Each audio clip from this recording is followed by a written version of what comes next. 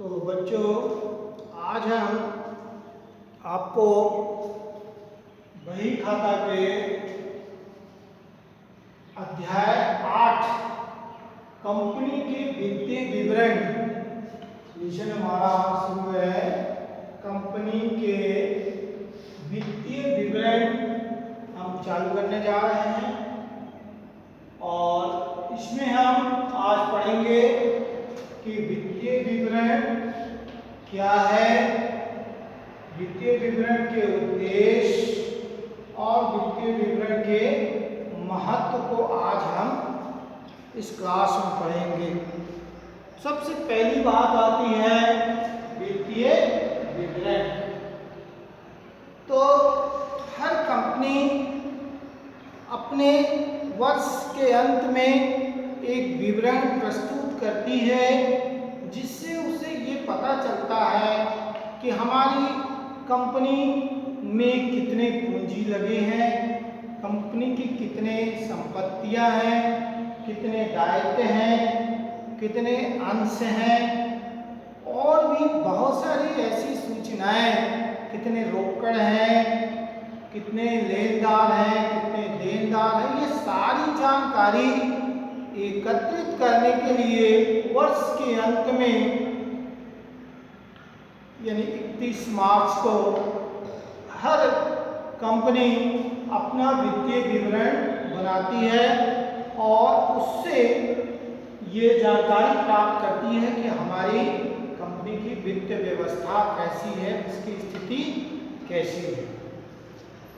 इसी क्रम में हम देखते हैं वित्तीय विवरणों से मतलब है कि यह यानी कौन, वित्तीय विवरण। वित्तीय विवरण कंपनी के वित्तीय निष्पादन की सूचनाओं को प्रकट करने का एक माध्यम है। यानी वित्तीय विवरण क्या है, कंपनी में क्या क्या चीज है, ये सारी चीज की सूचनाओं का एक माध्यम है और ये सूचना एक रचनात्मक प्रस्तुति है। मतलब सूचनाओं को हम रचनात्मक ढंग से इसे प्रस्तुत करते हैं। अब कौन कौन सी चीज वित्तीय विवरण में आती है और कौन कौन सी चीज बनाए जाते हैं, जैसे आय विवरण बनाया जाता है, आर्थिक चिट्ठा बनाया जाता है, रोकड़ बहाव बनाया जाता है और उसके संबंध में कुछ टिप्पणियां ली जाती है। तो वित्तीय विवरण में हम क्या क्या चीज प्रस्तुत करते हैं। सबसे पहले तो हम इसमें आय विवरण बनाते हैं। आय विवरण में यानी कौन कौन सी मदों से हमें आय प्राप्त हुआ है उसको हम दिखाते हैं। आय विवरण के बाद आर्थिक चिट्ठा बनाया जाता है। पहला क्या क्या बनाते हैं, पहला आय विवरण इसमें बनता है ये वित्तीय विवरण में, और दूसरा आर्थिक चिट्ठा, और तीसरा बनाते हैं हम इसी में रोकड़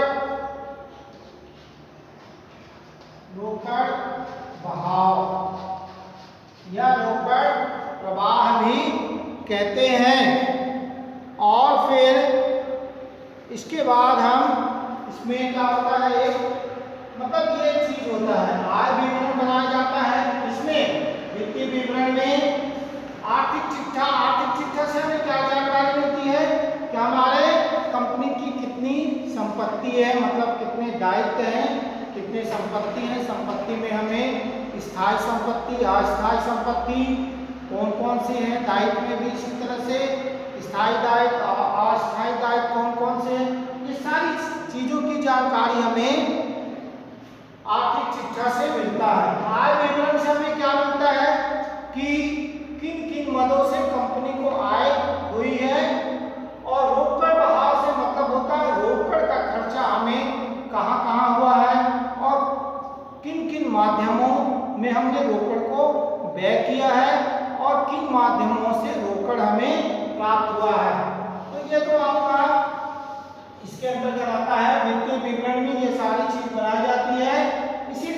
कहा जा रहा है कि यह कंपनी का वित्तीय निष्पादन की सूचनाओं को प्रकट करने का एक माध्यम है और यह एक रचनात्मक प्रस्तुति है।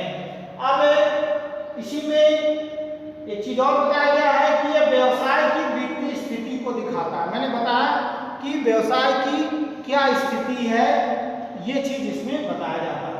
अब चलिए इसके बनाने के क्या उद्देश्य हो सकते हैं, ये क्यों बनाए जाते हैं, इसके भी कुछ कारण हैं, उन उद्देश्यों को देखते हैं। तो अब प्रश्न कभी कभी एग्जाम में आता है कि वित्तीय विवरण के उद्देश्य बताइए, तो इसीलिए मैंने आपको यहाँ पर वित्तीय विवरण के उद्देश्य के बारे में बताया। तो पहला होता है, पहला क्या है, व्यवसाय के संचालन के परिणाम का निर्धारण करना। देखिए पहला क्या होता है, व्यवसाय के संचालन के परिणाम का निर्धारण करना। मतलब हम व्यवसाय अगर चला रहे हैं तो उसका परिणाम क्या होगा, लाभ होगा कि हानि है, क्या हो रहा है, इस चीज को जानने के लिए ये चीज बनाया जाता है। व्यवसाय के संचालन के परिणाम यानी लाभ हो रहा है कि हानि हो रहा है, कंपनी की क्या स्थिति है, कंपनी लाभ में चल रही है कि हानि में चल रही है, इस चीज की जानकारी के लिए वित्तीय विवरण बनाए जाते हैं। तो ये तो पहला उद्देश्य हो गया। अब दूसरे उद्देश्य की बात करें तो दूसरा उद्देश्य क्या है, वित्तीय स्थिति का निर्धारण, यानी कंपनी की वित्तीय स्थिति क्या है इसका हम निर्धारण करते हैं। प्रत्येक व्यापारी अपने व्यवसाय के संचालन जब करता है तो ये चाहता है कि उसकी वित्तीय स्थिति कैसी है। व्यापारिक संस्था की वित्तीय स्थिति एक निश्चित तिथि को ये बताता है कि वो उसमें कितने संपत्ति और कितने दायित्व हैं, ये सारी चीज की जानकारी हमें इन्हीं के माध्यम से प्राप्त होती है। तो हम कह सकते हैं कि व्यापारिक संस्था की वित्तीय स्थिति को प्राप्त करने के लिए वित्तीय विवरण बनाना आवश्यक है। तो ये तो हो गई वित्तीय स्थिति का निर्धारण। तीसरा इसका उद्देश्य है सूचना का स्रोत। सूचना का स्रोत का मतलब होता है कि इससे हमको सूचना प्राप्त होती है, सूचना प्राप्त होती है, यानी वित्तीय विवरण बनाने से ही हमें कंपनी की जो भी वित्तीय स्थिति है इसकी सूचना हमें मिलती है। तो इस तरह से सूचना प्राप्त करने का स्रोत भी कौन है, वित्तीय विवरण है। ठीक है, अब हम आगे देखते हैं प्रबंधकीय निर्णय में सहायक। प्रबंधकीय निर्णय में सहायक, हम प्रबंध का कार्य करते हैं। प्रबंधक कंपनी को लाभ या हानि ये जानकारी प्राप्त करता है, उसके लिए वो तुलनात्मक करता है। वित्तीय विवरण द्वारा इसे ये पता चलता है कि वर्ष के अंत में उसकी स्थिति क्या है। तो ये सारी चीज की जानकारी हमें वित्तीय विवरण से प्राप्त होती है। तो हम कह सकते हैं कि प्रबंधकीय निर्णय में सहायक होता है। प्रबंधक ये निर्णय ले सकता है कि हम व्यवसाय में और कितनी पूंजी लगा सकते हैं और व्यवसाय की स्थिति क्या है। ये सारी चीज की जानकारी हमें वित्तीय विवरण से प्राप्त होती है। इसके बाद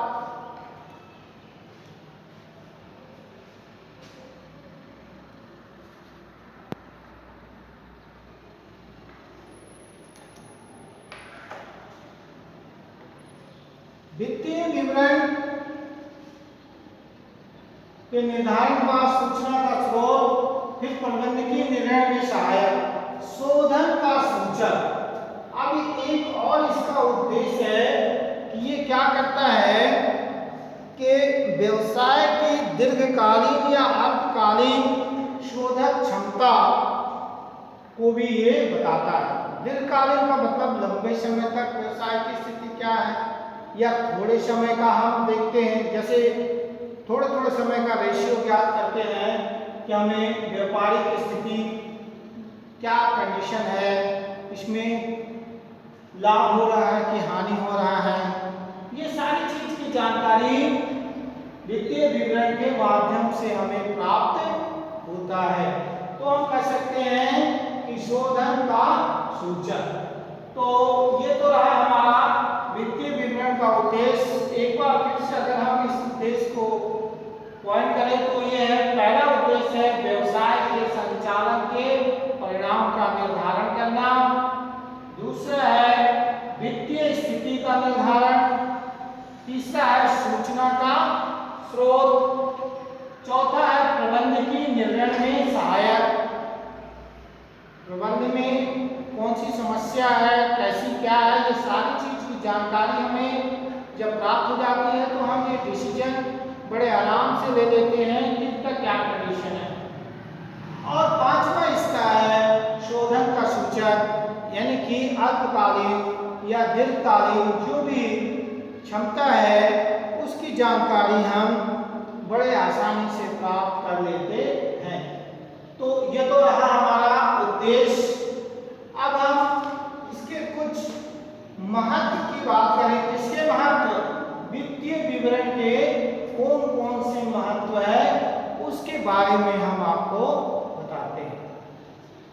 सिंपल है, आप पहला महत्व क्या है, प्रबंधक के लिए महत्व। ये अलग अलग वर्गों के लिए महत्व निर्धारित किए गए हैं। तो हम सबसे पहले आता है, क्योंकि अगर कंपनी है तो उसमें सबसे प्रमुख कौन होता है, प्रबंधक होता है। प्रबंधक के बाद कर्मचारी, फिर श्रमिक, फिर और धीरे धीरे इस तरह से इसमें क्रम आते रहते हैं।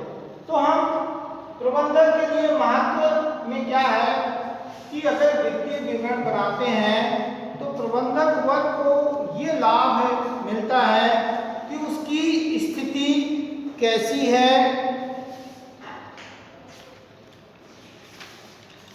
और उसे ये भी जानकारी हो जाता है, सूचनाएं प्राप्त हो जाती है, जिससे कि वित्तीय आवश्यकताओं में जो सूचनाएं हैं उन्हें मिलने से वित्तीय आवश्यकता को किस तरह पूरा कर सकते हैं, संभावनाओं को अध्ययन करते हैं। और इस तरह से हर प्रबंधक को ये चीज बनाने से ये चीज की जानकारी मिलती है कि हमें कौन कौन सी आवश्यकता है, कौन कौन सी वित्तीय संभावना है, इन चीजों को हम पूरा कर सकते हैं। तो प्रबंधक वर्ग के लिए कह सकते हैं कि वित्तीय विवरण तो बहुत ही महत्वपूर्ण माना गया है।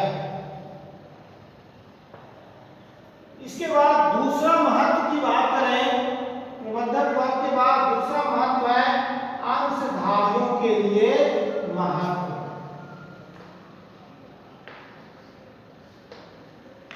अंशधारियों के लिए महत्व। अंशधारी कंपनी के स्वामी होते हैं। ऐसा कहते हैं कि कंपनी का मालिक कौन होता है, जो अंशधारी होता है। भले वो कंपनी का मालिक कोई और कहलाता है, लेकिन वास्तव में देखा जाए तो जो भी कंपनी के अंश क्रय करते हैं वही कंपनी के मालिक माने जाते हैं। तो यहाँ पर हम अंशधारी की बात करें, अंशधारियों के महत्व की बात करें तो दूसरा में, पहला तो प्रबंधन के लिए महत्वपूर्ण है, लेकिन अगर सेकंड नंबर में बात करते हैं तो अंशधारियों के लिए ये बहुत ही महत्वपूर्ण माना गया है, क्योंकि अंशधारी ही कंपनी के मालिक होते हैं। और अपन ये कह सकते हैं कि वित्तीय विवरणों के माध्यम से ही कंपनी की वार्षिक सभा में व्यवसाय का परिणाम, आर्थिक स्थिति, ये सब चीज की जानकारी दी जा सकती है। तो दूसरे महत्व की बात में क्या आता है, अंशधारियों के लिए ये बहुत ही महत्वपूर्ण है। क्यों? क्योंकि जो वित्तीय स्थिति है या व्यवसायिक संचालन में जो भी परिणाम प्राप्त करने हैं, ये भी अंशधारियों पे ही निर्भर करता है। अब हम तीसरे इसके महत्व की बात करें तो तीसरा महत्व में आता है लेनदारों के लिए महत्व। मैंने यहाँ पर महत्व शब्द नहीं लिखा क्योंकि हर जो महत्व है सब में एक जैसा है, तो आप इसको समझ लेंगे। तो लेनदारों के लिए महत्व ये किस प्रकार है। वित्तीय विवरण वर्तमान एवं भविष्य के माल और सेवाओं के पूर्तिकर्ता के लिए मार्गदर्शन के रूप में ये कार्य करता है।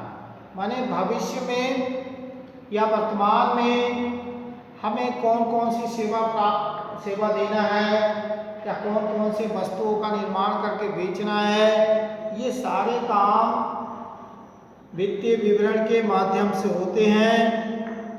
और लेनदारों के लिए ये एक बहुत ही महत्वपूर्ण बात होती है, क्योंकि जो भी लेनदार है, लेनदार का मतलब क्या है, कंपनी को जिसने ऋण दिया है वो लेनदार है। तो वो ये जानना चाहता है कि कंपनी की स्थिति क्या है, कंपनी लाभ में चल रही है कि नुकसान में। अगर लाभ में चल रही है तो उसको दिक्कत नहीं होता है, वो जानता है कि मैंने जो कंपनी को लोन दिया है, ऋण दिया है, वो हमको मिल जाएगा। लेकिन अगर वो हानि में चलता है तो उसको भी दिक्कत होता है कि पता नहीं मेरा पैसा वापस मिलेगा नहीं मिलेगा।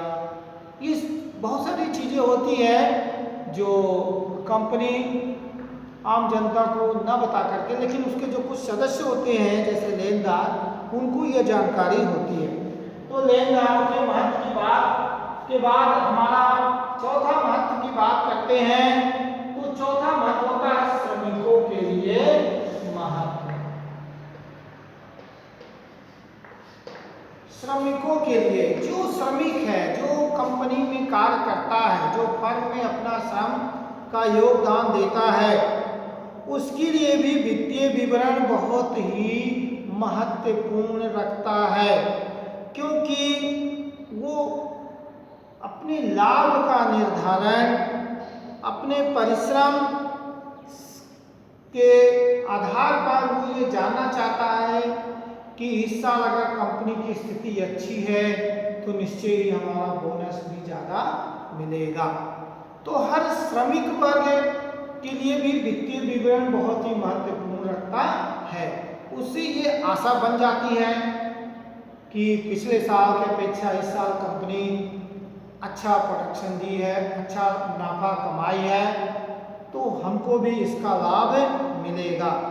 तो इस तरह से हम कह सकते हैं कि श्रमिकों के लिए भी वित्तीय विवरण का स्थान बहुत ही ऊंचा होता है, क्योंकि श्रमिक तो उसी कंपनी पर ही निर्भर है। अब हम अगला बात करें समाज के लिए महत्व। समाज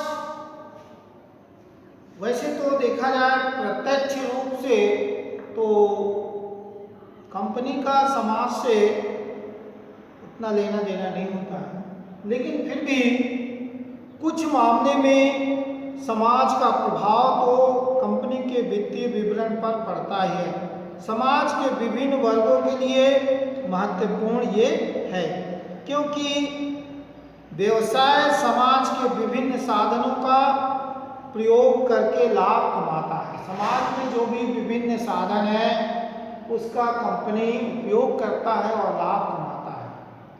तो इस तरह से देखा, जैसे मान लीजिए समाज के कुछ व्यक्तियों को नौकरी अपने यहाँ प्रदान करता है तो बेरोजगारी के भी हल करने में वो दूर करता है, बेरोजगारी की समस्या को भी वो दूर करता है। इस तरह से समाज के कल्याण में भी एक वित्तीय विवरण के महत्व की बात में महत्वपूर्ण स्थान रखता है। तो यहाँ पर हम समाज के महत्व की बात करें तो वित्तीय विवरण समाज के लिए भी बहुत ही महत्वपूर्ण स्थान है। अब हम इसी सिलसिले में समाज के बाद क्या होता है, राष्ट्र। राष्ट्र के लिए महत्व की बात हम देखते हैं।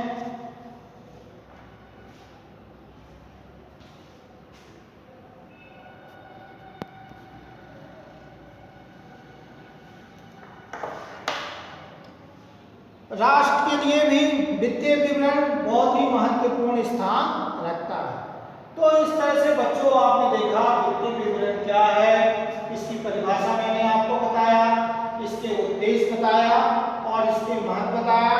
अब मैं कुछ आपको प्रश्न भी दे रहा हूं जिसका आंसर आपको लिखना है। आप पहला प्रश्न ये ले लीजिए कि वित्तीय विवरण